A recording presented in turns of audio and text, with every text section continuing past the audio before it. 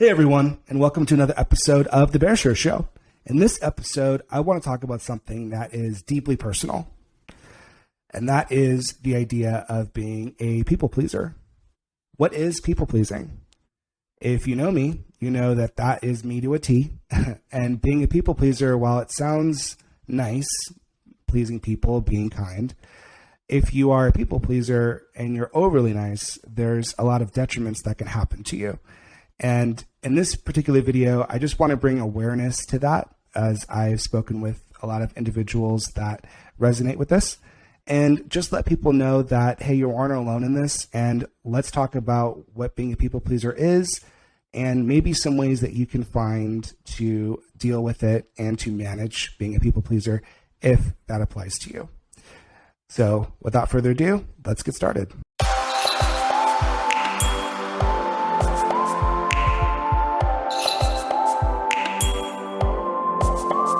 So first, I just want to say, just disclaimer right off the bat, I'm not a counselor, I'm not a therapist, I'm not a doctor, but I am a person who is a people pleaser, and I know what it's like, and I feel like it's worth sharing my experiences, again, just to bring awareness and let people know what it feels like, and maybe catch themselves if they are also noticing that they're a people pleaser too, just to bring more awareness to it. If this video does strike a chord with you, I recommend seeing a therapist, and maybe they can have a better idea of how to help you. But again, this is more for awareness, and I just would like to share my story with being a people pleaser and some of the dangers surrounding why that can be an issue. So when it comes to people pleasing, let's first just take a look at, well, what is a people pleaser? How do you know someone is a people pleaser? What do those characteristics look like? Well, people pleasers are individuals that like to make people around them happy, which is great, right? That sounds nice. But they do so at the expense of their own happiness. Okay? So while it's nice to think and care about others, that's not necessarily a problem. But when you start to overly exert yourself, either financially, emotionally, physically, to where it detriments you at the expense of someone else's happiness, that can be a problem. All right. Some other things I've noticed is people pleasers really think and care about what other people think about them. They really have anxiety, and they can't stand the idea of people not liking them by people not wanting them. They will tend to avoid conflict at all cost. They will tend to also hold a lot of resentment toward people that they don't feel maybe are giving them the same thing that they're giving back. And that could lead to situations where they blow up on people and have short fuses, or it takes them a long time to build up and then they explode, right? I've seen that happen with a lot of people pleasers when they snap. And then also, these are people that they don't like to fully give their opinions on things as a way to avoid offending either party or either side in a conflict, because you don't like conflict. So, for example, they may just be neutral, ride the line. They constantly have to look at both points. It's hard for them to make a decision. It's hard for them to pick a side. That can come across to others sometimes too as maybe someone who's two-faced or wishy-washy, because you are having a hard time deciding what you like, what's best for you, because you are trying to avoid that conflict. You're trying to make everyone happy at the expense of your own sanity and your own self. So why this happens? Well, with people pleasing, I've noticed that it also comes hand in hand with a few other characteristics. Those being insecurity, being highly self-conscious, and having some low self-esteem issues. What you're trying to do as a people pleaser is you're trying to make everyone like you. You're trying to make everyone happy so that they can like you and they can make you feel welcome. They can make you feel important because their like gives you that. It's external validation, essentially. And so you aren't finding the validation internally, you're getting it externally. And so essentially what's happening is you are doing whatever you can to get that external validation because you have low self-esteem to begin with. And so you can't get someone mad at you because you don't want to lose that acceptance, that piece of validation that comes from that person liking you. There's also some issues with fear that if people don't like you, it's more of an issue with yourself. You feel like you're flawed. It just amplifies to those lists of issues that you are already insecure about or already dealing with as far as self-esteem issues. So what I've noticed is people that feel this way have some similarities with those that I've talked to, and also I can say with me. And that is, people that may have been bullied growing up, had some sort of traumatic event where they maybe felt cast out, alone. They may have had trouble fitting in with others. And so as a result of that trauma or those issues, they might try to be overly nice and find themselves being overly generous as a way to get people to like them. So that way they don't have those repeat situations of being outcasted again or hurt again. They're instead trying to be overly nice to maintain those relationships at the, again, expense of themselves. And if you think about, the LGBTQ society, there's a lot of us who have been bullied. There's a lot of us who have been outcasted. There's a lot of us who feel different. And that over time, maybe we've dealt with parts of those traumas, but that could have led to leading into being a people pleaser. Also with people pleasing, these individuals tend to be very, very emotionally sympathetic and empathetic toward others. Because of their own trauma, they don't want other people to experience the same. So they might be overly nice or try to compensate for the other person's issues as a way to, again, make them like them and make them not have to deal with those same issues that they dealt with. So again, people pleasing, again, it sounds nice at first. You're trying to make other people happy, but the reasons for doing it, you got to think about. And then also at the expense of yourself in the long run is not good for you. So here are some issues and some reasons why, if you're a people pleaser, there could be some issues in your life that you want to just be careful of. I'm not saying these will definitely happen, but just something that I've noticed has happened to friends of mine who are in similar situations and are similar people as I am. As a people pleaser, because you are wanting people to be happy, you might tend to have a lot of patience, and you might tend to be overly forgiving to those that do you harm, because you would rather take the hit than have them be upset with you and possibly not like you, right? It's weird, but that's the truth for people pleasers. That's a common characteristic. So because of that, you're opening yourself up to attracting people that may be abusers, users, narcissists, people that will take advantage of your generosity, that will take advantage of your kindness, that will take advantage of your forgiveness, because they know that as a people pleaser, you're just going to keep doing it, right? So obviously those relationships can lead to unhealthy relationships, and that can lead to other traumas and experiences that you don't want. So being able to catch yourself being a people pleaser earlier can help you prevent getting into those type of relationships and those dynamics. In addition to personally, being a people pleaser can also affect you at work, right? So if you think about it, if you're too worried about what other people think at work for you to apply for a promotion or to apply for a new position or to advocate for yourself, right? Because you're afraid to offend somebody and you're afraid that someone's not going to like you. Well, you just missed out on an opportunity because you are thinking again about other people instead of what's best for yourself because you're afraid of them not liking you. So again, it's not just about personal, it's also professional. You can limit your growth potential. You can limit your potential in life by just always doing things for other people constantly. At the expense, again, that's the key, at the expense of what's best for yourself. So let's take a look at something that are some hard truths. So as a people pleaser, the more I thought about it, the more I realized that it is a very selfish characteristic. And you might say, wait, how is helping people selfish? Well, if you look at why, you're afraid of people being upset with you because you're afraid that they're going to leave you. You need them around to make you feel better, right? You're not really being authentic.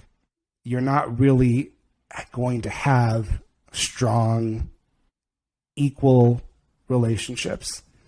You're going to continue to have either harmful or, various types of relationships that aren't the best. This came to my attention when I was at a friend's house a few years ago. We were at a lake as a group.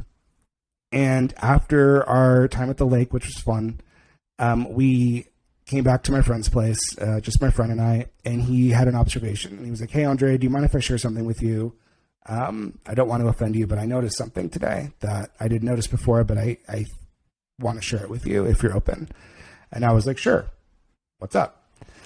And he said, hey, I noticed that you tend to say things that agree with the group, but may not necessarily be authentically yourself.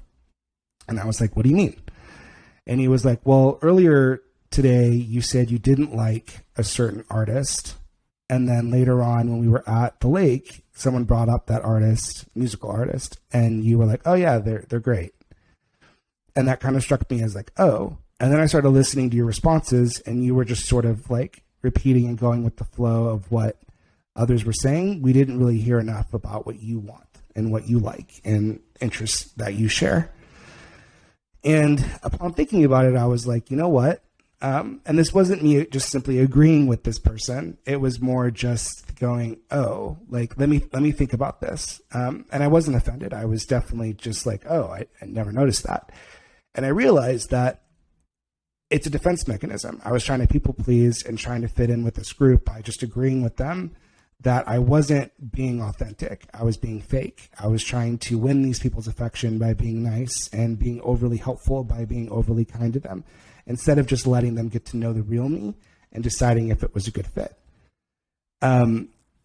And once I realized I was doing that, I realized, okay, well, maybe that behavior of being agreeable was fine when I was younger. But if you think about it as an adult, we tend to want deeper relationships, right? As our time gets divided up between friends and family and other things and work, we really just want to spend our free time with people we care about, that we have good connections with. So if I'm not being authentic, that's not going to lead me to a lot of strong relationships. So maybe I do need to question this. And I did. And the more I thought about it and the more I read, the more I researched, and I eventually ended up seeing a therapist, I realized, yeah, I'm a people pleaser, which to many was obvious. And I knew that to a point, but it was more like I didn't really quite understand the signs and some of the many actions I was doing that made it seem like I was a people pleaser. And again, this idea that being a people pleaser is selfish is because I was doing this as a way to manipulate people for them to force like me, right? Like I didn't want them to dislike me, so I'm going to do whatever I can to try to make them like me as much as possible. A great example of this is a famous Golden Girls episode with Rose, played by the great Betty White. She is very much a people pleaser, and there was one particular episode that in one of her jobs, she worked with someone who could not stand her. And so she spent all episode trying to get this guy to like her by making him cookies, by being overly nice. And it turns out that he just didn't like her because he just didn't like her personality type, someone who was super sweet. That just wasn't for him. And she just didn't understand that. And by the end of the episode, it became just a situation where they just agreed, okay, we can be friendly to each other and be colleagues, but we don't have to necessarily be friends. And that is huge, right? That fear of being disliked was so strong in Rose that she was trying to bend over backwards for this person, despite the fact that it was costing her time and energy on something that wasn't ever going to change. It was basically this person had made up his mind he wasn't going to like her. And it made me realize like I was trying to manipulate everyone around me to like me. So I was being overly agreeable and overly kind to do that. And that was deceptive. I wasn't being authentic. I was being selfish and trying to be manipulative. And that's not a characteristic that I know a lot of people pleasers who generally tend to be nice people want. They would much rather be more authentic than they are inauthentic. So if you think about it, being a people pleaser, you don't want to be inauthentic. So maybe that's something we can look to change. The other thing, and this kind of goes hand in hand, is just remembering that think about all the thousands of people that you've met in your life. Chances are you don't like everyone that you've ever met. So chances are not everyone you're going to meet is going to like you. And they don't necessarily have to like you. Right? You might be in a situation where you're the boss and you've got subordinates that don't like you. Well, they just need to respect you. You don't have to go to their house for Thanksgiving, right? That's not necessary. It really just boils down to statistics. It's impossible for every person that you've ever met to like you. And I think as someone who is a people pleaser, it's very easy to think again that it's your fault or something's wrong with you that causes that person not to like you, like Rose thought in that episode. When really it is what it is. So if you can remember that, you could take some of that guilt and shame and feeling that it's your fault and that self-doubt and that self-esteem that's hurting, and more easily let that go if you don't take them disliking you less personally, okay? Because statistically it's impossible. And then finally, when it comes to being a people pleaser, I've noticed as well that people pleasers have a hard time with boundaries, and they have a hard time differentiating how to best spend their time with different people. So if you think about it, if you're treating everyone like they're your best friend and you're bending over backwards for everybody, not only is that unfair to your best friend who has put in the time back to you to demonstrate that they're willing and deserving of your time, but it also is exhausting, right? Like you're putting in all this effort to everybody. You're not necessarily doing it in a fair way that's equitable. And again, that's where your boundaries need to be put in place. And maybe you need to rethink the dynamics of the relationships of those you have, and don't just automatically give everything to everyone all the time, because that's how you can quickly get frustrated, burnt out, and deal with those issues of being a people pleaser. So one way that I have learned to manage this, I'm still someone who technically is a people pleaser. It is my default avenue of solving an issue when it comes to wanting people to be happy. I like keeping the peace. Sometimes it's much easier to say yes than it is to say no. But what I've learned is being more honest. And a little tip that I have taught myself called the flip test has really helped me sort of rethink and change my default pathway of just being the people pleaser, and made me think about things in a different way that helps me do a different action when it comes to people pleasing. So that flip test is basically looking at a scenario and then flipping it and deciding, all right, well, if the tables were turned, would this person be just as kind, as nice, as pleasing to me as I am to them, right? And that depends as friends, family, relationships, right? It's a way to sort of stop and question what you're doing and being mindful before you just automatically say yes or do it and be overly nice. So here's a very easy example. So let's say you are hanging out with someone and they ask you for $20. You guys are going to go to this new bar. You're going to meet a bunch of people. It's supposed to be a lot of fun, and you're looking forward to it, but they don't have any money and they ask you for $20. All right. Now the people pleaser, 9 times out of 10 might say, sure. Or, hey, I'll spot you. Yeah, no big deal. All right. But a couple issues arise there. And this is where the flip test can help with this situation. All right.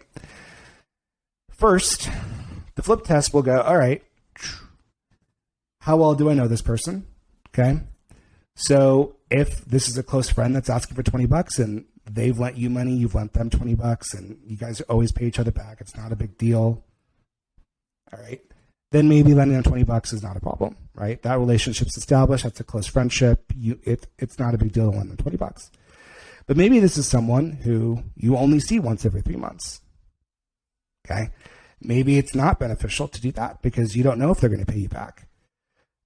Maybe this is someone who doesn't have a lot of money, so they're not going to pay you back. Or maybe this is someone who you don't know very well, right? You just met them. So asking for $20 is kind of like, ooh. Flip again, as the situation's flipped. If it were you, would you even ask someone for $20? Would there be other ways that you can find $20 if it were you? Does it seem kind of sketchy? What does your gut tell you, right? I know it's a lot to think about, but just taking that quick second to flip the scenario, for most people pleasers, that they don't do that. So it gives them another avenue to look at the situation. All right. Now, what should you do? Should you give them $20? Well, that all just depends, right? Maybe $20 for you is not a big deal. It's not that much money. You can give them $20. But, okay, if $20 is going to hurt you, maybe you need that $20 for a bill, or you're struggling financially in that particular moment, and $20 is a bit of a stretch, well, maybe you have to say no.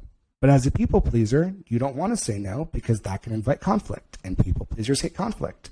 So let's take a look at that. So if you are afraid of the conflict, if you're going to say no, or if you're afraid of saying no, or maybe not going along with someone for the sake of people pleasing and doing something easy, look at the possible options. Well, what could be the conflict? All right. Will they get mad at you? Will they hate you? Will they be disappointed? Maybe. Okay. But is that worth, again, sacrificing your own happiness, your own, what's making it easier for you? Again, I'm not saying be selfish, right? Again, if it's something that you can do and it's not a problem and you don't mind and you trust the person, sure.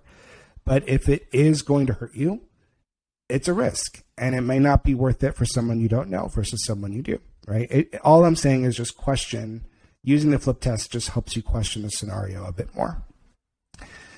But if the conflict does happen, all right, you can just say, hey, sorry, I don't have an extra $20 to give right now.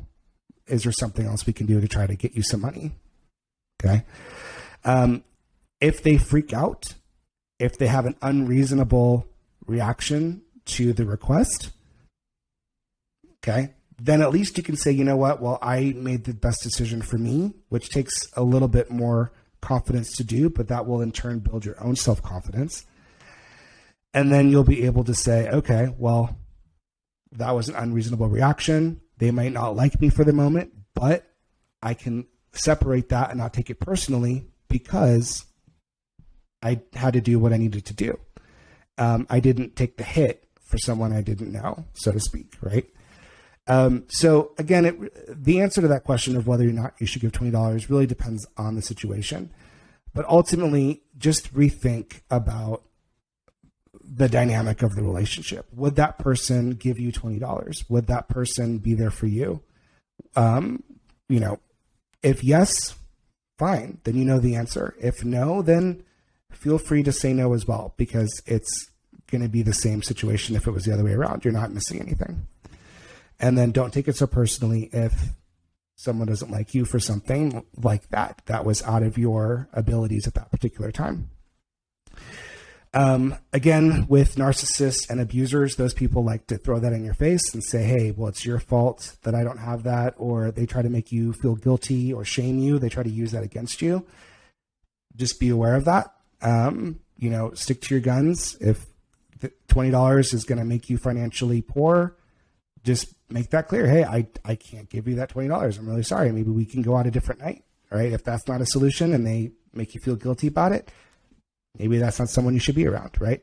Just, again, these are general things. But again, the flip test has really helped me evaluate who is giving me back what I'm giving to them. I'm still a very giving person. I still care about my friends. I still care about my family. But I've learned to take a step back and look at the situations now before I just automatically say yes and give until it hurts me. So that being said, if this has resonated with you, then thank you again for listening. But I do recommend that as a people pleaser, you see a therapist. And some people are against therapists. But first of all, I just want to make it clear that therapy is not designed to fix you. It's designed to give you the tools necessary for you to handle some of these situations on your own. Because when it's a random Tuesday, Wednesday, and someone asks you for $20 and your therapist isn't around or a friend isn't around to tell you what you should do, if you are able to learn more self-confidence and whatnot through therapy on your own, then you'll have the tools to be able to deal with the situations in the real world in life. And that's really what therapy is. I'm still a people pleaser. Again, that is still my default pathway to what I typically want to do.